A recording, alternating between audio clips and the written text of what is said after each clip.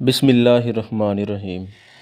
السلام علیکم ناظرین، آج کا جو ہمارا لیکچر ہے وہ ہے تاریخیت اور نو تاریخیت پر۔ سب سے پہلے تاریخیت کو دیکھتے ہیں۔ تاریخیت انگریزی ہسٹوریکزم ایک ادبی اصطلاح ہے جس سے مراد یہ ہے کہ ادب خواہ کسی دور کا ہو، اس کا جائزہ لیتے وقت اسی دور کے تصورات، رسمیات اور نقطہ نظر کا سیاق و سباق سامنے رہنا چاہیے۔ اعلیٰ درجے کے ادب کو کسی خاص عہد تک محدود نہیں رکھا جا سکتا، تاہم ہر ادیب اور شاعر اپنے دور کی مخصوص معاشرتی فضا اور مخصوص عقلی رویوں کے تحت ادب تخلیق کرتا ہے، اور اس فضا یا رویوں کا عکس کسی نہ کسی حد تک اس کی تحریروں میں دکھائی دیتا ہے۔ تاریخیت کا مقصد یہ ہے مختلف ادوار سے تعلق رکھنے والے ادب کو عہد حاضر کے قاری کے لیے زیادہ بامعنی بنایا جائے۔ تاریخیت کا بنیادی فریضہ ان تصورات اور اقدار کو سمجھنا اور سمجھانا ہے جن کے ذریعے سے کوئی تہذیب اپنا تسلسل برقرار رکھتی ہے۔ بحوالہ ڈاکٹر سہیل احمد خان، محمد سلیم الرحمن، منتخب ادبی اصطلاحات، شعبہ Urdu, government college, university Lahore. نو تاریخیت کی تحریک 1980 کی دہائی میں شروع ہوئی۔ اس تحریک کا دعویٰ ہے کہ ہمیں ادب کا مطالعہ اس کے تاریخی اور سماجی سیاق و سباق کو سامنے رکھ کر کرنا چاہیے۔ نو تاریخیت کے حامیوں میں مرکزی کردار اسٹیفن گرین بلاٹ کا ہے۔ نو تاریخیت کو ترقی دینے میں اس کے رسالے ریپریزنٹیشن نے زبردست مہم چلائی۔ اس تحریک کا بنیادی میدان ابتدائی جدید کلچر ہے۔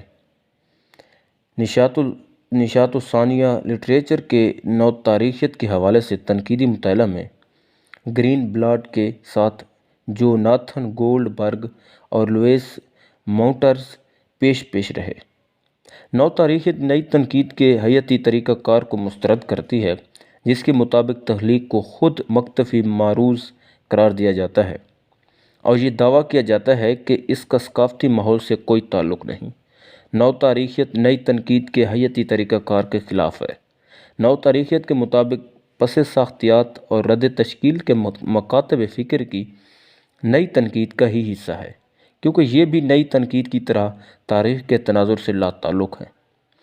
نو تاریخیت اور روایتی تاریخی تنقید کے درمیان حد امتیاز یہ ہے کہ یہ سیاسی پس منظر اور لٹریری پیش نظر کے درمیان تفریق کرتی ہے۔ مثل فوکو کا اتباع کرتے ہوئے یہ اس نقطہ نظر کو پیش کرتی ہے کہ تاریخ بذات خود متن کی پابند ہے، اور یہ پہلے سے موجود تاریخی تنقید کا ماڈل ہے جو متن کو صرف ارد گرد کی تاریخ کا انعکاس سمجھتی ہے۔ ماؤنٹروز کے نقطہ نظر کو سامنے رکھتے ہوئے ہم کہہ سکتے ہیں کہ متن کی تاریخیت ہوتی ہے اور تاریخ کی متنیت۔ گرین بلاٹ کی تخلیقات تاریخی حقیقت کا مستحکم اظہار نہیں بلکہ یہ اختلاف کرنے کے مقامات ہیں۔ اس دعوے کے پیش نظر نشاط ثانیہ کے لٹریچر کے مطالعے سے یہ اندازہ لگایا جاتا ہے کہ بہت سی ادبی تحریریں طاقت کے سوال سے مخاطب ہیں، طاقت کے مسئلے کے ارد گرد گھومتی ہیں، جبکہ کچھ تحریریں اپنے عہد کے غالب نظریات کو متنازع بناتی ہیں۔ کچھ لوگوں کے نزدیک ان کے مزاحمت کی راہ میں مملکت کی طاقت ہے۔ اگرچہ نو تاریخیت نے کچھ معاملات پر مابع جدیدیت سے اختلاف رائے کا اظہار کیا ہے، لیکن بہت سے معاملات میں اس سے اخذ و اقتصاب بھی ہے۔ نو تاریخیت مابع جدیدیت کے ناموزوں رجحانات کو دبانے کی کوشش بھی کی ہے۔ اس کام کے لیے ادبی تاریخی انکوائری کا طریقہ کار استعمال کیا گیا ہے۔ اس کے علاوہ نو تاریخیت فوکو تاریخیت، لاکان کی نو فرائیڈیت اور کلفورڈ ڈگریز کی بشریات سے بھی متاثر ہے، اور نظر انداز کردہ تاریخی نوعیت کی تحریروں کو اپنا لیتی ہے۔ فرانسیسی ساختیاتی مارکسزم بالخصوص آلتھوسے پیری مواخرے کے افکار بھی نو تاریخیت پر اثر انداز ہوئے ہیں، لیکن نو تاریخیت میں کوئی نظریاتی میتھڈولوجی موجود نہیں۔ یہ حقیقت ان کی تحریروں سے واضح ہے۔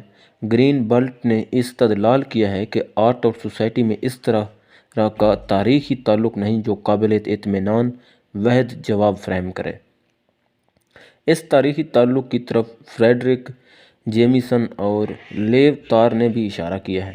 بہرحال اس قسم کی تحریروں کے مجموعے دیکھنے سے اندازہ ہوتا ہے کہ حاکمیت کی ساخت، تخریب اور تحریر کے بارے میں مباحثوں میں قصوں اور چٹکلوں کا استعمال بروئے کار لایا گیا ہے، یعنی یہ کہ یہ تحریک سیاسی ثقافتی بیانیے کی طرف مائل ہیں اور ڈسکورس کے اندر جسم کی کندہ کاری اور ذہنیت کی سماجی تشکیل موجود پاتے ہیں۔